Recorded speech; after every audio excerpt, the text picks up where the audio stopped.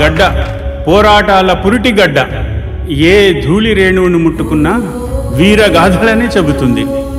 అన్యాయాన్ని సహించవద్దని, అన్యాయాన్ని ఎదురించమనే చెబుతుంది. ఆ పోరాటాల గడ్డ నుంచి పుట్టిన కాళోజీ నారాయణరావు గారి జయంతి.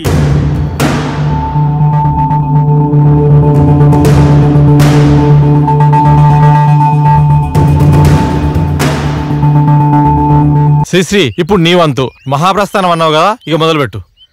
నేను సైతం ప్రపంచాబ్జపు తెల్లరేకై పల్లవిస్తాను. నేను సైతం భువన భవనపు బావుటానై పైకి లేస్తాను.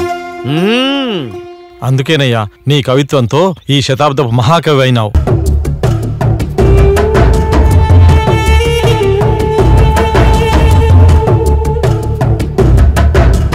డెబ్బై ఏళ్ళ నుంచి అన్నం పెడుతున్నా మా అన్న మాటే వినలేదు. ఒక్క పూట అన్నం పెట్టినవి నీ మాట ఎట్లింట అనుకున్నావు? నాకు తెలియక అడుగుతా, గీ బ్రోకర్ పని చేస్తానని చెప్పిన బ్రోకర్ నా కొడుకవాడు నీకు?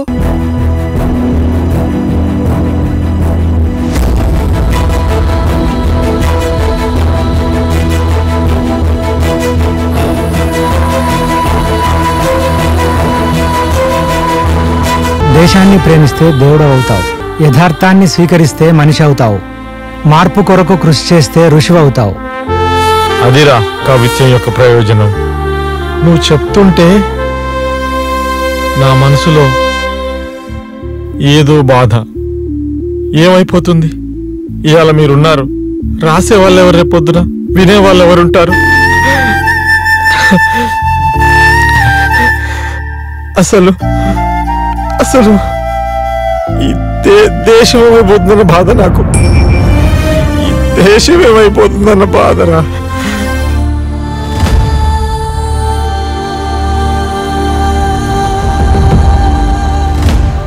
అరే పీవి, నేను కవినే కాదని, నా కవిత్వంలో ఛందస్సు లేదని, సమాసాలు లేవని, సందులు లేవని అంటుంటారు కదరా. మరి నేనెట్లా అర్హున్నైతా?